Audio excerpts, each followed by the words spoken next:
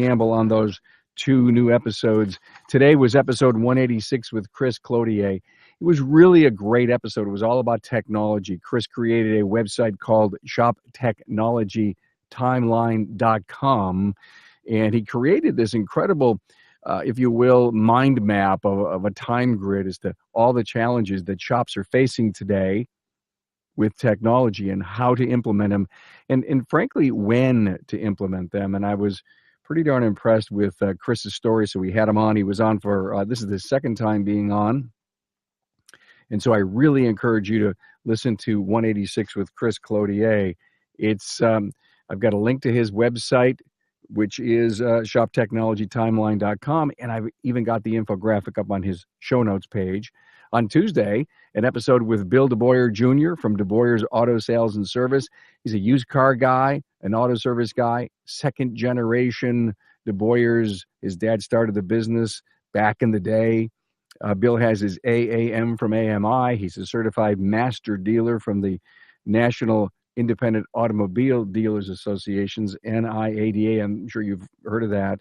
And Bill speaks to the value of ride sharing, a great dialogue with us on ride sharing, and how he's going to use it in his business to build a very big concierge program. Well, I think we're ready to, I'm going to bring in my panel, ever so nice and welcome them. Hello, Barry. Hey, how's it going? Can you hear me well? I'm terrific. Thank you so much. And there's Jerry. Hi, Jerry. Good morning. Good morning to you both. Good morning. Nice to see you. And we'll have Bill just pop in here in a second. Glad to have you guys with us as we're going to have a great discussion on resolutions. And boy, resolutions, interesting subject. Well, we'll wait on Bill to come in. It's hard to be on here with such good-looking fellas, man. It's tough. Hold on. I was told I have a face for radio. Hey, somebody lied to you. And that would be absolutely true. And I've invited Bill to come on, and we're just waiting for him to show up. And Bill, you could always use the chat to tell me if you're having a problem. Now, last week, as I looked at the replay, my voice was incredibly softer compared to everyone else. And I'm just kind of working that through. Can someone in the audience at least do me a favor? Hey, Bill DeBoyer, nice to see you. Just in the chat, someone, I sound good to you. Thanks, Barry. Okay. So we're still waiting for Bill Nalu to show up.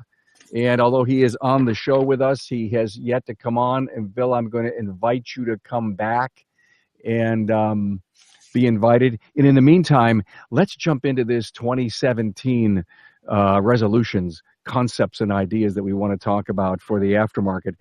Barry Barrett is up in the top right corner. And Barry is the director of training at RLO Training, and he's a former keynote speaker for Vision, ASA Pennsylvania, and the Auto Superstores shop in New Zealand. Now, I'd love to know how you got that gig.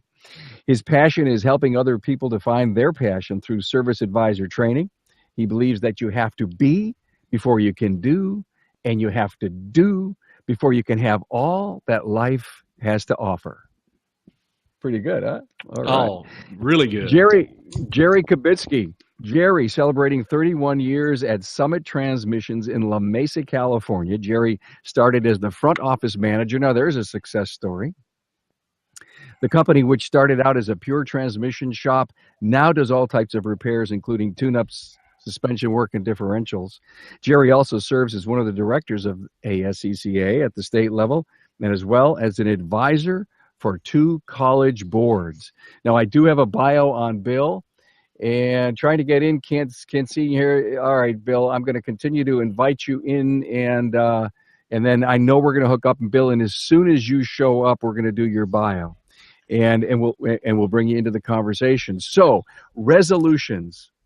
Boy, I in preparation, and I try to remember to make sure I got all my notes in front of me. In preparation for Resolutions 2017, I realized that we shouldn't just talk about the things that we want to do, but we needed to talk about the concept of really implementing and getting it done. And so I started to think about I should read more, travel more, learn something new, because I'm a perpetual student. I got to get better organized, need to save more, spend less, slow down, lose weight. I don't know if any of these things sound familiar to anybody, Nope, but you're the those are only the one. yeah, I know, and those are the things that we just kind of keep rolling and rolling in our head, and don't know why it happens at the end of January and early January, end of December, early January, because I guess we're bombarded by, it's a new year and we need to change and we need to improve. And anytime I've ever set out on that stuff, I don't know about you guys, but by the second week of January, they're gone. I don't remember any of them. So I figured if we were going to have a discussion on resolutions, I guess what I'd like to know, and I'm going to ask this of you, Barry, what are the top reasons people don't set goals? So there are four, I believe, the top reasons. One thing that I just happened to say one day in a meeting was a goal without a passion. A goal without passion is a chore, but a goal with passion is a calling. Ah, I love that. When you try to set goals and you don't have a passion behind it, you're surely going to fail. So the number one reason that people don't set goal is fear. And my mentor, as Zig Ziglar said, that goal or fear is false evidence appearing real. And it's acrostic. So when you fear setting something, and there's a lot of fears, we look at the different fears in life. One is the fear of failure. Basically, if I don't set it, I can't fail. The second, go ahead. I'm sorry. You're right. By the way, John Maxwell wrote a great book, Failing Forward. Love him. Familiar with it? Yeah. John Maxwell is the best in leadership, I believe, in the world. So I love it. Go ahead, Carm. Sorry. No, I didn't mean to interrupt you, Barry. You were on a roll. Passion. You got to have passion. Yeah. Go ahead. Well, passion's not something I have a problem with. I got to make sure that my passion doesn't outrun my my teaching. Okay. So how do I take a goal or a resolution, which is what I really think you're saying? Let's turn a resolution into a goal. Okay. Forget this resolution stuff. Resolutions, it's just a word. It means nothing because people don't do resolutions, but they do goals. So how do you break a goal down into some like bite-sized, manageable, I can do areas? Yeah, the bite-sized stuff, right? Hurricanes and tornadoes get all the publicity, but what you have the what do you call it? Termites do more damage than both of them put together, right? So when you sit there and you take a goal, you have to bite-size it down. For instance, I set a goal to be 2017, a resolution for 2017 to be my best, healthiest year ever. So I know that I have to get up every day and do something for 30 minutes to work out and then eat right. So bite-sized. Mm-hmm. I just start with 30 minutes. The idea is to get up to an hour. And then eating healthy was one of the big things. So I said to myself, self, because I talk to myself a lot. I said, self, what do I struggle with the most? Is it working out or is it something else? And I said something else. So what I did is I wrote down what in my life am I not taking 100% ownership of? Okay. And the thing is what I'm putting in my mouth, the food that goes in my mouth, because I've never accidentally eaten anything. And so now I have a little bitty book. I paid $6 for it. It's got a University of Kentucky Wildcats on the front, so I know I use it. And I write down literally everything that I put in my mouth, no matter what it is. So I went to my brother's shop the other day, and he had pizza. And not only do they have pizza, they accidentally brought 2 orders. And I thought, man, I'd love some pizza.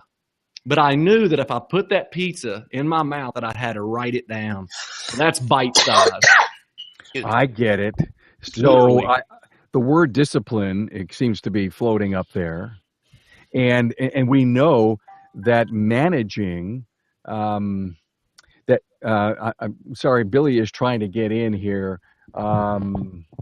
I can see no invite in my email. Sorry, Bill. Well, Bill, you just come back on, Bill, and refresh your system, and I'll let you in. Thanks, man. Now, discipline. That's what I continue to think about every time you mention. Got to write it down. 30-minute chunks. If I got to write it down because pizza. But how could you refuse a piece of pizza? Oh, because I had to write it down. And I'll give you another reason that I had to refuse that pizza. Joe Hanson's on the line right now. And every week, me and Joe Hanson meet for about an hour that turns into about 2 hours.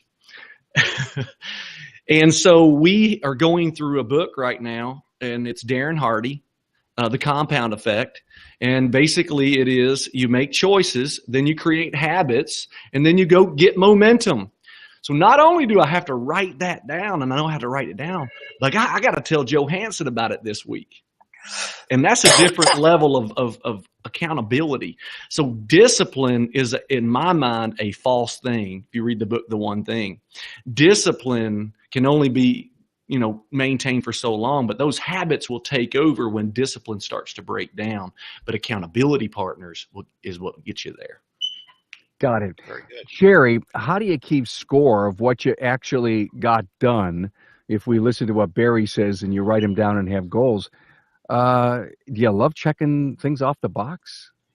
Well, that's what I'm terrible at in a lot of respects. And I want to go back to resolution. Resolution is simply agreeing to do something or not do something. We started off in January because that's a fresh start. We always want a fresh start. So that's why we usually do things in January rather than later on. But in some cases, I would say that you don't need to wait until January. You asked me a question, but I'm going off track.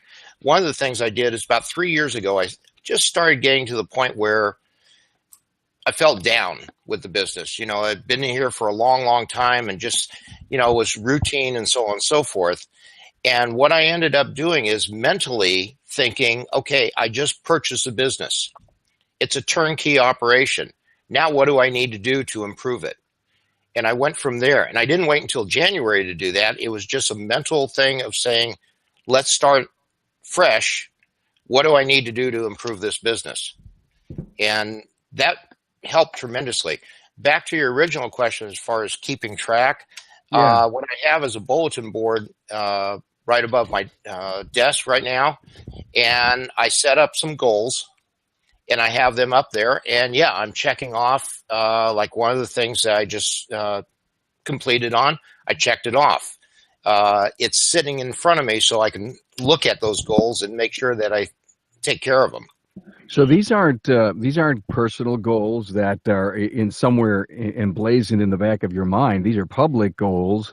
Now, your team knows what they are. Have you asked them, hey, make sure I get this stuff done? I've done two things. One is I brought in Rocky, who's from Beamer and Benz, and he is now my partner in making sure I do something. He's my accountability partner. So just like Barry was saying, he's got an accountability partner. I think that is so important to have someone that will tell you, hey, you're sloughing off, or did you get this stuff done? Yeah. So I think that's, go ahead. No, I think you've just drilled into something so important here. And that is that accountability partner. I am a huge believer in that.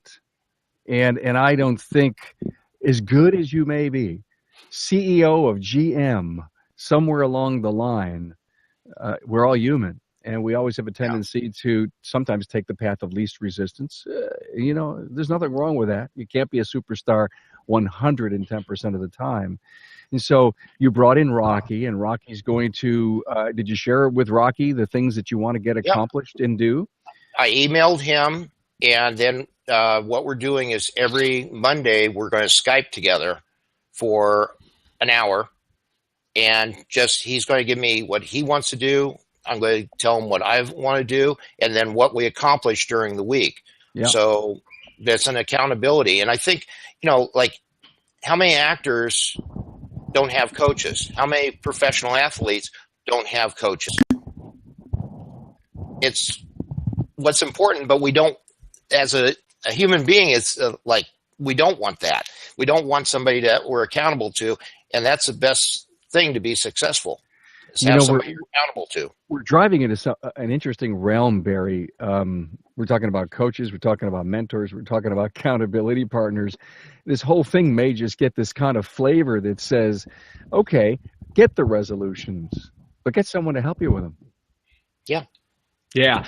Let me tell you, you guys are getting me fired up because this is my favorite subject in the whole world.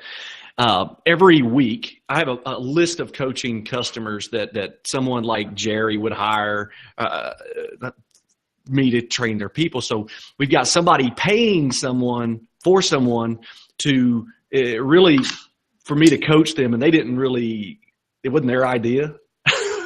So you got to get them fired up first, because people, if they don't understand why, they don't understand their why, they're not going to do what you ask them to do. And that's another way of me saying, I care about you to know enough about you to get you motivated enough to do what you do. And so every coaching call, I say, listen, you need to answer 3 questions when we get off here. You have to take 10 minutes right after we get off here. And I want to hear the top 3 takeaways that you got from this conversation. Good. Second thing that I want you to do is tell me why they were your 3 top takeaways.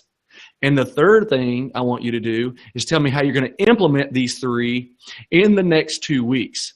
So you need to email me that, and you need to carbon copy Jerry on it. So Jerry knows what we talked about and what your commitment to yourself was. Not Jerry's commitment, not me, but your commitment to you. So wait a minute, you're saying that you become the coach, Jerry becomes the accountability partner? Is that what you're saying? We're all in it together. All right, so you're really saying what, why, and how has to be. It's almost like creating a plan around a goal. Oh yeah. Okay, and then putting timelines and responsibility pieces in there. Yeah. So when I help people set goals, sorry, Jerry, go ahead. No, I was just going to say, one of the thoughts is a lot of times we're in an industry and we say, okay, well, if we're going to have an accountability partner, we need somebody that is in the same industry. I don't think that's true. No. I was thinking of getting my dentist. He was one of the people that I was thinking about, because if you look at it, he's got to bring in customers. He's got to satisfy customers. He does advertising. He does a lot of the stuff that I do. He just doesn't work on cars. He works on teeth. You could get somebody in the service industry. Now, probably I would not want to get somebody that is totally unrelated industry, that doesn't deal with customers, they're a government worker or something like that they have nothing to do with what we do. But I don't think an accountability partner necessarily has to be somebody in the same industry. It can be somebody that is in a service industry that would be similar, that can make you, check up on you. Absolutely. Well, first of all, I feel so bad that Bill Nalu can't get in. And, we tested the equipment and it all worked just the other day. So I feel bad, Bill. And the only thing I could say to you is refresh, come out, come back in, get the link to the show. In fact, go on to my town hall page.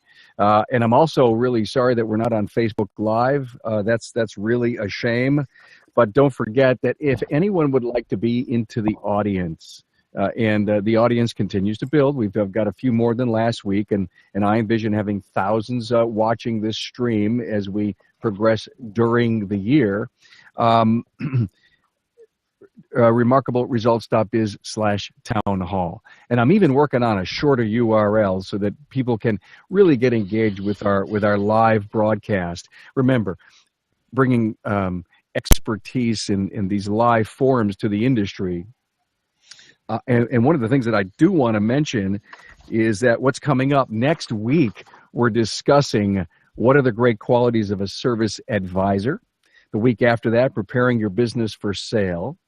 The week after that, what are the must-attend training conferences of 2017? After that, your website, how to bring traffic there. And then, again, 5 weeks up, expense control. And how to save and make money by considering your costs and your expenses. And we've got great guests aligned for that. And I asked the audience to email me, carm@remarkableresults.biz. If you've got anything that you'd love to have talked about, just send me a line, and that would be a wonderful thing. You know, Barry, you were mentioning Joe, and I reached out to Joe, and I'm going to try to invite Joe into the broadcast, and we'll see, without ever having tested his equipment, if we could bring Joe in. And Joe, if you do slide into a chair here, that would be great, and I'd love to ask you a couple of questions. But let's continue about the importance There of... we go. He's not as good looking as Jerry. Oh, is that... Hey, we both have that, all similar hairstyle, though. hello there. Hi, Joe. Hey, what's How happening? are you? Good, how are you? Good. Nice to see you. There's You're my a little accountability. You're a little echoey, but so here, this is really cool. You think about this platform. Joe's watching. Barry drops a bomb and says, "I work with Joe Hansen every week." And so, Joe, how much do you appreciate what you're doing with Barry to accomplish not resolutions but corporate company goals? I love it. It definitely keeps me on track, like Barry was saying with the pizza. I don't eat pizza, but I got other vices that I have to hold myself accountable to. But it was me say, you know what, I don't want to do that because I don't want Barry to, beat me up about it. Ah, I see. And isn't that one of the biggest secrets when you share? Yeah. It's almost, yeah. I mean, you could go to, I've always told this story about going to bed at night, put your head on the pillow. And if you've not told anyone what you expected to do that day, the only one you're kidding is yourself. Mm-hmm. For sure. And that's why it's so important. It's almost, spouses, partners, subordinates, the minute you share, the dynamic becomes so much bigger and stronger, doesn't it? Definitely. And Barry, so I have to ask, Jerry, hold on one second. Barry, I have to ask you a question. If I would go to you, say you were my accountability partner, and I says, I'm thinking of, if I say I'm thinking of, and I was just kind of really looking for a mentor thing going, would you hold me accountable for something I was thinking about? So I would qualify your goal first. So when you say I'm thinking of, you're really saying I have a goal or a resolution, whatever word you want to use. This is my goal. And to answer your question, one of the people that's online I see here is Zach Hoyt. He's a customer of mine. He's a service advisor of mine that I help, and we work together. I'm calling him. He asked me to call him tomorrow because we're working on health goals together, and so he's thinking of health goals. So every day I have him in a group and I'm in this group, and it's a workout group. So every day we're on Facebook. You can't see it because you're not in the group, right? And we have to post a workout and a healthy meal. Zach's been killing it. So I'm thinking I start to qualify these goals. So I have 5 questions to qualify that goal, and then followed up by 7 questions to qualify after we qualified with 5. I'm moved by that. And what you just introduced to me and is this technology piece of accountability. Oh yeah. Did you ever see what was going on around Facebook where guys were doing, I think, 72 push-ups in honor of some war heroes? 22. And it was 22. I'm sorry, because I never think I could do 72. So they were doing 20. Did you participate in that? I've had 3 people do it. I'm a former jarhead, so I had to do it. I didn't post every day because I don't really like doing that. I try to post a positive quote every day, not because I want you to see me as smart, because that's what I'm thinking of that day. That's what I'm struggling with that day, and it's a word that hit me that I can implement. Maybe I can affect other people's lives as well. I love your daily motivation, by the way. I just Thank want you. to say it. And think about you're right, being in a group and having to use Facebook as a level of accountability to show the actions that you're doing. I love the idea, and we should maybe do more on that. Jerry, I interrupted you about 3 minutes ago. No, that's Bring okay. your, What I was thinking of, I was going to tell a quick story of the importance of written goals. Hey, Bill. Hey guys, Hey, Bill. I got Oh, I'm running late. I blame Steve Jobs for all of it. I'm not responsible for any of it. That damn All right, Mac in the other room. all right, Jerry, you hold your thought. Let me do some honors Yes, I here. will. Bill Nalu is the president of Interstate Auto Care in Madison Heights, Michigan, has been in business for 30 years.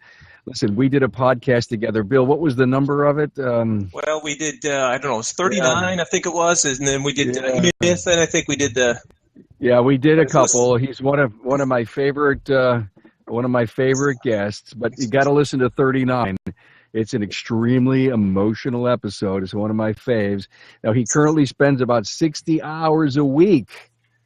Oh man, you are a busy guy, and he works to collaborate with industry professionals in building today's high-tech, old-fashioned customer service systems. And we've talked about this in the past. You are such on the edge for that. That is so good that you're doing that. And he currently serves on several industry educational advisory councils, including Auto Value Bumper to Bumper, Dorman Industries, and he also hangs out at Cardone Industries and tells them how to, what his expectations are. So thanks for joining us. Thanks, guys. Never Sorry about it. too late to have Bill Nalu on here. Jerry, the second time I've interrupted you, I'm sorry. Back to your thought. I'm going to piggyback on Barry and all the stuff that he's writing in that. When I bought this company originally, I set a 5-year plan, and I was very detailed in the 5-year plan, and everything of that 5-year plan came true. The amount of employees I had, the volume I had, so on and so forth. But I remember after the 5 years, I looked at everything, and then I looked at the plan again. I forgot to put profit in there. I had the sales and I had everything else. And so after 5 years, I was making a decent living and everything, but I had no real profit. So it's just, when we talk about goal setting, we really need to get detailed, like what Barry's saying, to make sure that we cover everything. Because otherwise you'll be after 5 years say, oops. Okay, so let me give you an example. Having worked in the corporate world, and we would sit down and build our 5-year strategic plan. When do you think, of course, everyone was assigned goals and projects and timelines to accomplish their area of specialty or expertise. When do you think we would revisit the 5-year plan, Jerry? After a year. Yeah, well, it was really evaluated very heavily after a year, but you sat down in year 3 and created a brand new 5-year plan. And if you think about that leaping that had to happen, things are changing so fast, technology, the speed of business today, that it's just so damn important to never set a 5-year anything on the shelf. I know, and even for my business here. So, Bill, thanks for joining us. A couple of the pointers that you wanted to make, Bill, was that time is such a valuable element in our university. And Barry, I think that is one of the biggest things that anyone here can stop and figure out is that I want to do all these great things. How do I fit it into my life? Right, Bill? Yeah, it's literally the most expensive commodity in our universe. And when I had sent you back the points that I was trying to make was, why is it not on the periodic charts with all the chemistry that makes up this universe? Why the hell isn't time on there? And yet time is a purely invented concept. I mean, not to take this out, it's for a second here, to take this out of there. The time, we invented time. The calendar wasn't here when we came out of the water and started growing legs and hands, right? We invented time, and yet it's the most valuable, precious resource. And we just, forgive me, but we piss it away. Just amazing what we do, what I do, right? It's incredible how we waste time. in the doingness, where who was it that said, you keep doing, and what you end up with is a pile of doo-doo at the end of your life, right? When do you finally get to sit there and just be something? Sometimes, today I'm taking the day off. That's one of my New Year's resolutions. I worked 7 days last week, and this week I'm resolved to have Fridays as sort of my play date with my best friend, who's my wife. And so we're going to try to do that. I told her as long as I can have noon to 1 today. Oh, I have to tell you, I thank all the wives that have worked so carefully Yes. with my guests and the husbands, because we've got a lot of the women on the show. And a really funny, really quick story. We're getting ready to do the sell your business, prepare your business for sale, and one of the guests is going to be in Mexico at the time, and he just sold his business and he wants to be on and he wants to talk about it. And I said, wait a minute. What a great idea. You're in Mexico having a margarita. Come on, Town Hall Live. Please get permission from your wife first. That's what I asked. Got it? They're so excited to come on and share. So, Bill, your point is so well taken. Where do we find time for ourselves? It's a Barry. resurrection. Yeah. Yeah, It's a you resurrection. almost, Barry, in the earlier segment, maybe about 10, 15 minutes ago, you were talking about almost deliberately if you were going to exercise between 8 and 8:30 or 8 and 9, it had to be on the calendar. If not, you may never, ever get to it. Is that true? Right. So when we were talking about life, I divide my life up into 7 categories. And I measure myself. It's a wheel of life. And, we're in the car business, which I love. And so when your car, your tire or wheel is out of balance, it creates chaos. And so in these 7 areas of life, I have 7 mentors. I have 7 people that I've reached out and said, I want you, because I would trade places with you in this area of my life, and I want you to help mentor me. Me and Joe, we meet together on our minds. Joe is my mind mentor. So 7 areas. And then what I do is I take and I have 4 goals every week, no more. And then I have a performance planner that I write all of those goals and then all of my activities out to make sure that I'm hitting those 4 goals. And you got to be very intentional about all this. If you look back here, there's a flipboard. Every night, me and my wife and my 2 kids sit down at dinner and we write the goals out for each person. When they get, and my daughter's 8. Well, what kind of goals could she have? She wants to be a painter. So we write that goal down and say, what are you doing to achieve that dream? And that's vision casting. Right. Okay. Powerful stuff. You talk about the next day that you did or didn't accomplish those goals. Are you talking about daily goals or are you talking about lifelong goals every day that you write? What I do is I pick 4 goals that I have to accomplish this week. I spend 30 minutes on Sunday identifying those 4 things. So if it's health showing up at the top every week. And then every day I've spent 14 minutes, which is 1% of your day, 14 minutes in the morning, planning my day. And then I go about hitting each one of those 4 goals. And then there's 7 parts. Well, some of those parts get a negative. They get no, like my social goal. If I hit a friend goal every day, that means I'm spending entirely too much time with my friends, not enough with my family. They don't all get my attention. Got it. Yeah. Great disciplines. Yeah, go ahead, Bill. Barry, I got a question for you. Yes, sir. I've got a couple. We're about to be empty nesters soon. I've got a son in college, and I've got a daughter who's a senior in high school. And my question to you is, how do you, culturally speaking, our Western culture tells us that you got to do. You got to cram 48 hours of work in a 24-hour day, Mm-hmm. and we celebrate that. And then it should be celebrated to that extent, right? Mm-hmm.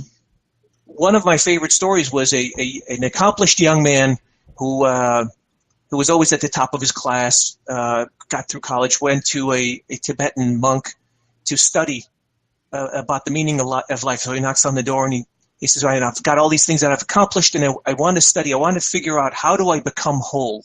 I've done all these things, but I still don't feel happy yet. And how can I do even more than I'm doing now?" And so he sits him down. He says, "Would you like a cup of tea?" And he says, "Yeah." He says, "So tell me about yourself." And so he starts pouring the tea. Mm-hmm. And this young man begins to say, "Oh, I was in valedictorian of my class, and I was the class president," and the tea keeps pouring, and all of a sudden now the tea starts flowing past the saucer, past the cup and into the saucer. And the young man pauses for a second, and the monk says to him, "Keep going, please." And so now he says to him, "Well, I went to college and I got a degree in medicine and I served overseas." And now the tea has poured all over the saucer, all over the table, and all over his lap. And now he says to him, "Stop." She says, "Stop." He says, "What are you doing?" He says, "What are you doing, old man?" He goes, "What am I doing?" He says, "You've poured tea all over my lap. What are you doing?" He says, "Young man," he says, "with all of that you've accomplished, you haven't learned one thing, and that is that your life, this tea cup is your life." He says, "You are so full of what you know. Where is there any room for what you don't know?" And isn't that a great message for the beginning of this year?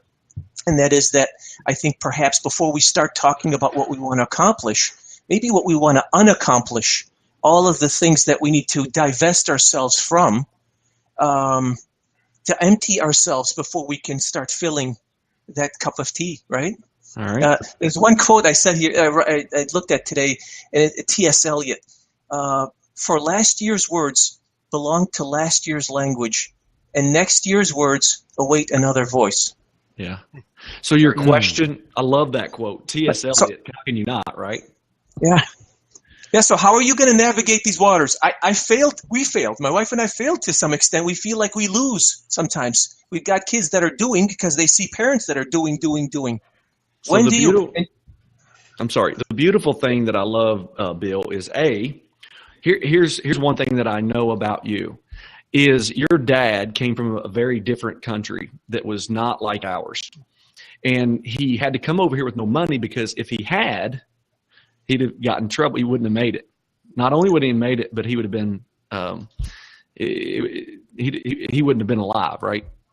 So you're an immigrant. Now, are you an immigrant, or is he an immigrant, or is it both? I am. I'm first generation. I was 11 years old when we came to America. Okay. Immigrants. I love the story of immigrants. So I try to think like an immigrant, and they really value family. They really value what they have.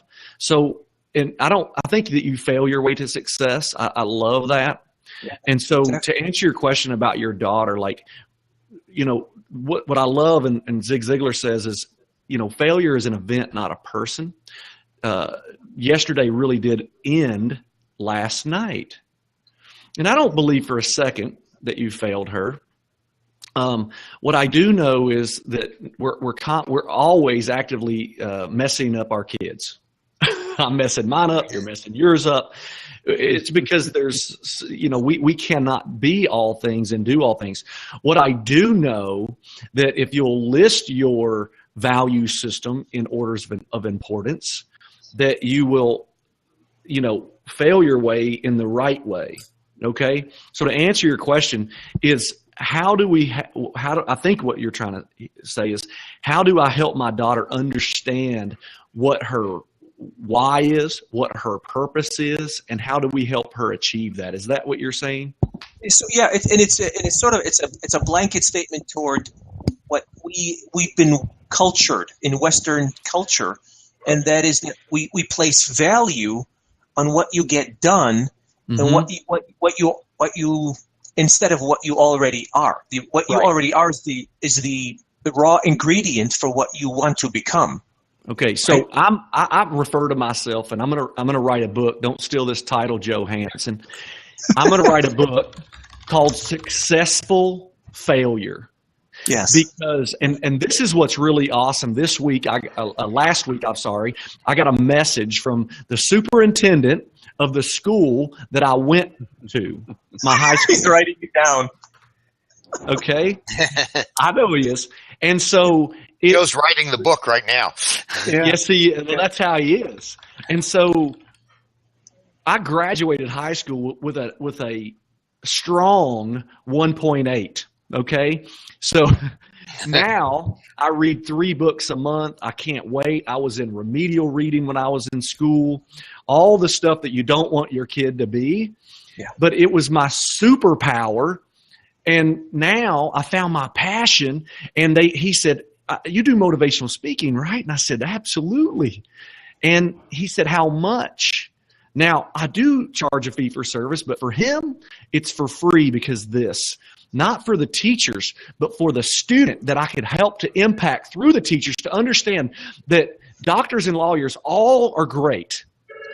But the number one problem in our society is that we try to make people, and one of my favorite quotes is Albert Einstein, if you try to teach a fish to climb a tree, he'll think it's stupid.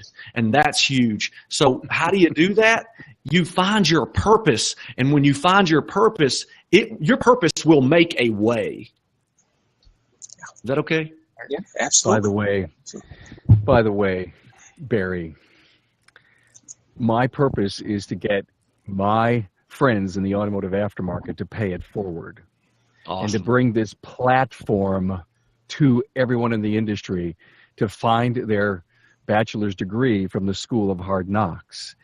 It is amazing when you think of the power that exists in all the people that we know in the industry. And if you go back 186 episodes as to what I'm doing and you listen to them, there's so many very powerful takeaways that will shape and change and motivate everyone. You don't even have to be in the industry to listen to so many of them, but if you're in the industry and you're tagging on and you're with it, man, the power is there.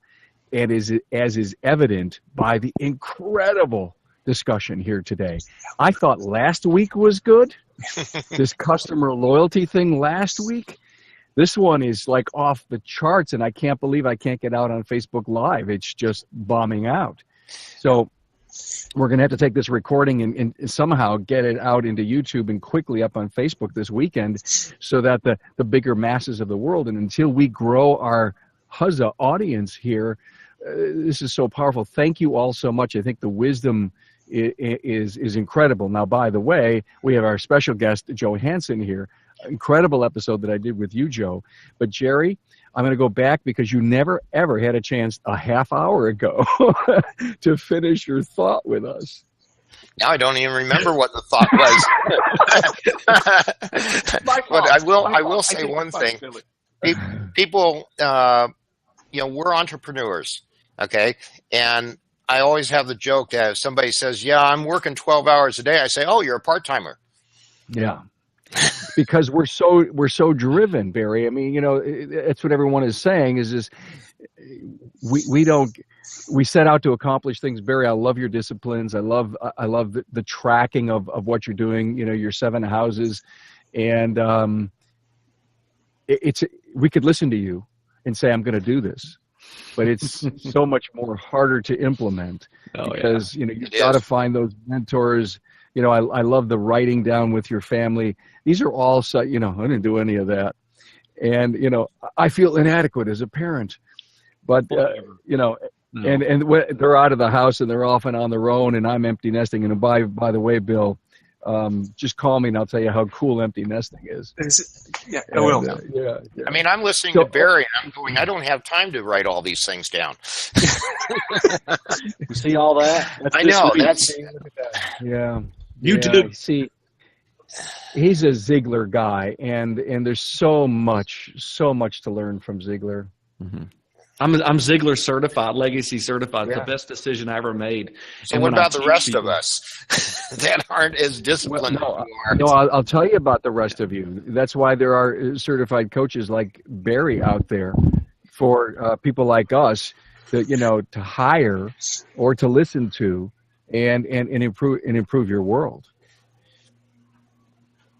So the number one thing, Jerry, and I love that you locked up, what is an Aston Martin at 100 miles an hour? Are you kidding me? Twice? No, twice, yeah.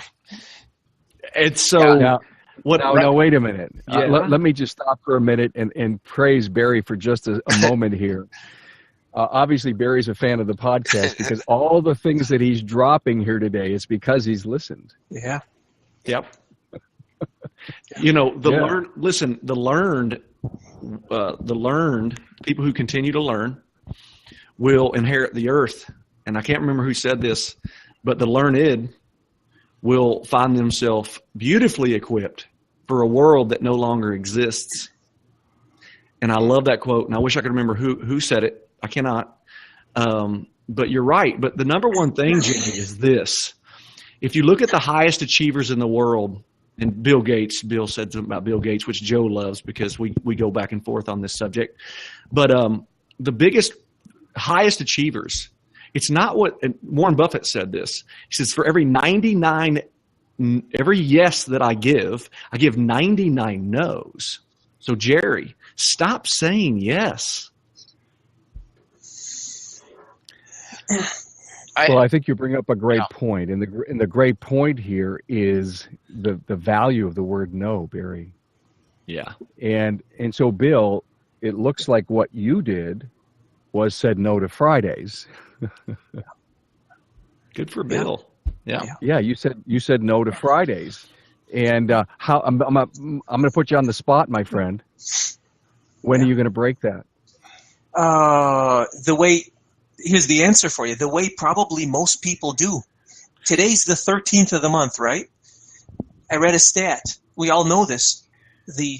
Within the first 2 weeks, 95% of all folks that have set a resolution break it. So tomorrow, 90% of all the folks that signed up for those memberships at the gyms get to break it. And what a sad narrative that is. And then I think part of this is, and we can go into this discussion, is I think a lot of times people affirm the wrong thing. So I want to lose weight, right?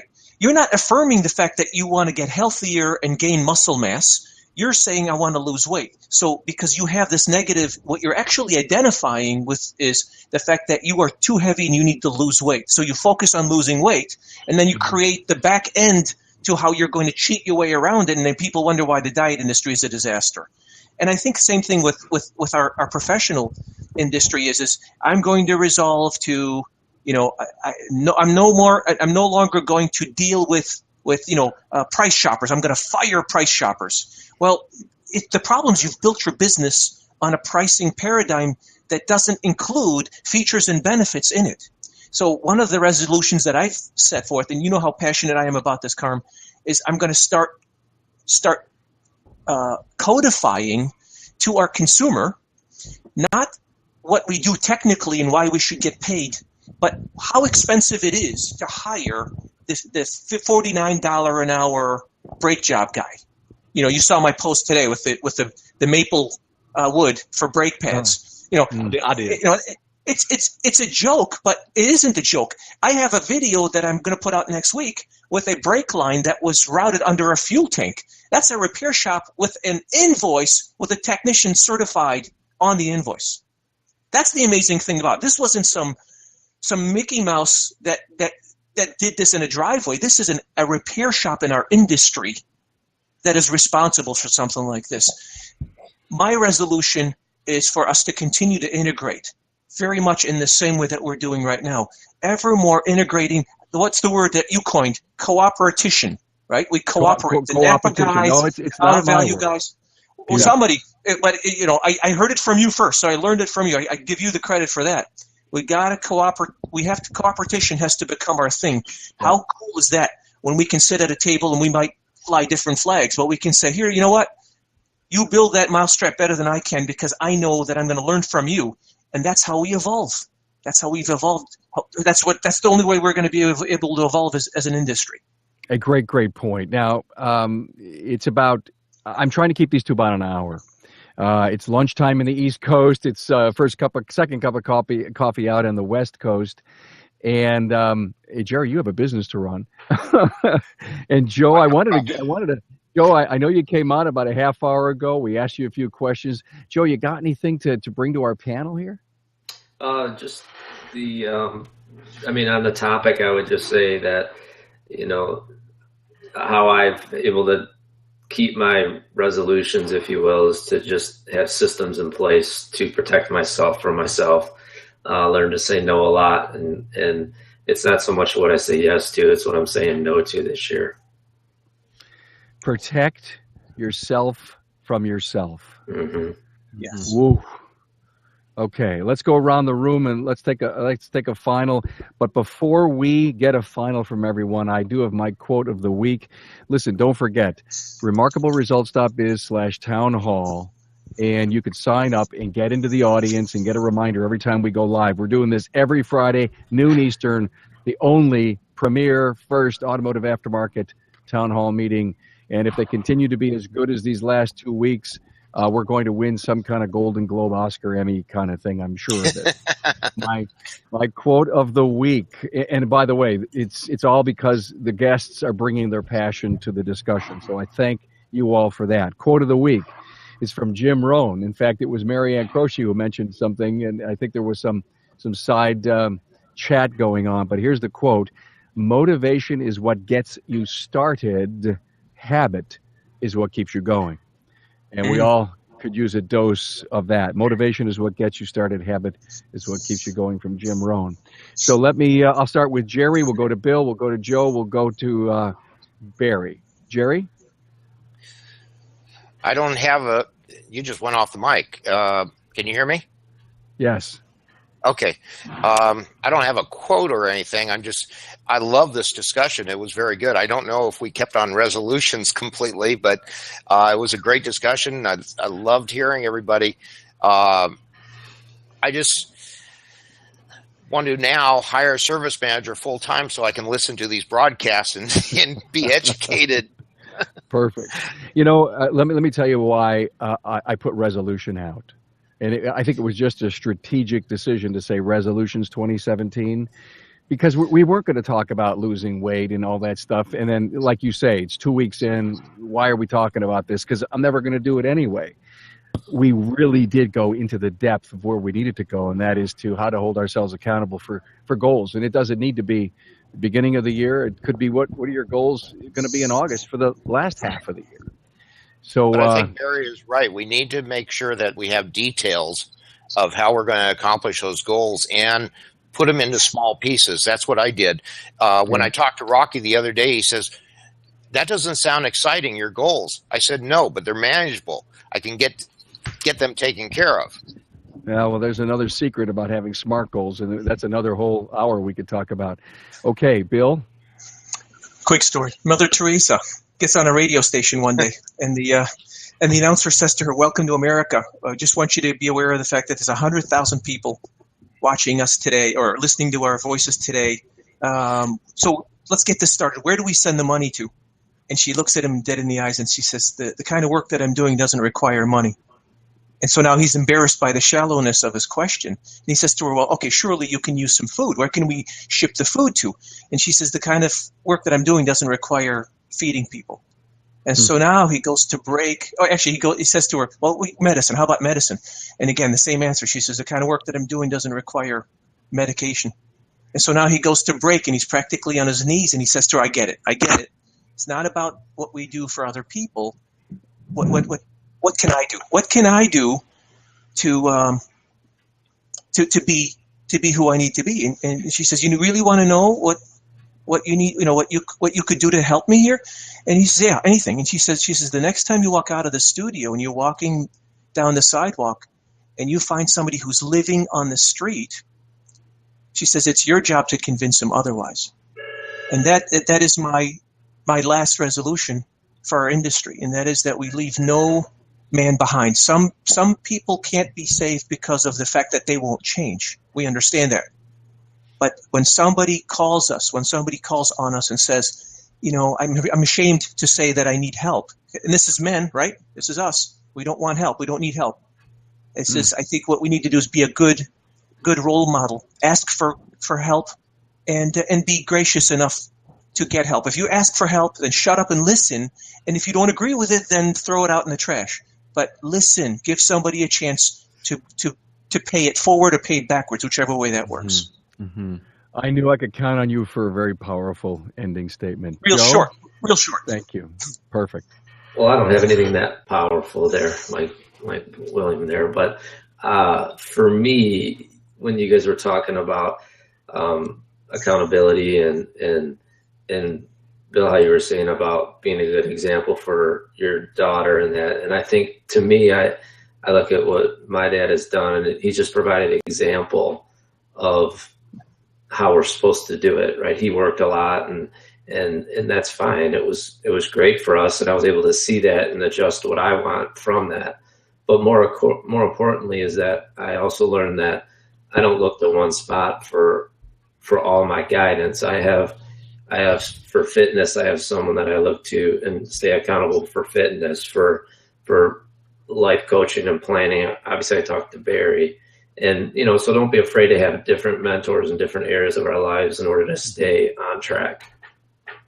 That's it. Joe, thanks for being a surprise pop-in guest. Yeah, Great sorry about work. my mic popping here. It's echoey. That's a great. Yeah. Yeah, I know, but you know what? We'll fix that next time. And by the way, we had a great episode together. It really was a special one. Barry, last word, buddy. Well, I'll try to make it a great one. Coming from what Bill said, Joe said, and Jerry said, one of the things that I love is this idea of diversity. Different people bring different things. My physical mentor, his name is Mike Gardner, and I think he's listening right now. But we couldn't look any different. He's 6'5". I'm not. He's got hair out to here. I don't. He has a nose ring. I don't. I love this guy, but what we're the same is our passion for people and helping people and exciting and getting around those people. But disagreeing is awesome.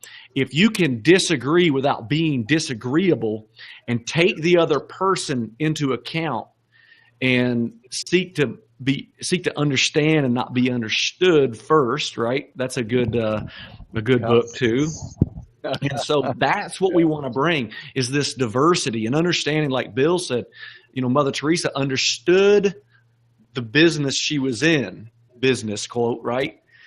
And so we're not in the business of automotive. We're in the business of helping people. And that's a Howard Schultz quote, Starbucks, that's his why. And we want to make it diversity, help other people understand. You can disagree without being disagreeable, and that type of thing. My favorite quote in the whole world, and it's by Zig Ziglar, right, is you are where you are and what you are by what you put into your mind. You can change where you are. You can change what you are by what you put into your mind. So the question is, what are you feeding your mind? Very good. Gentlemen, thank you all so much for being on Town Hall Live. Have a great week. You're welcome. Have a great week. Pleasure, guys. Bye, everyone.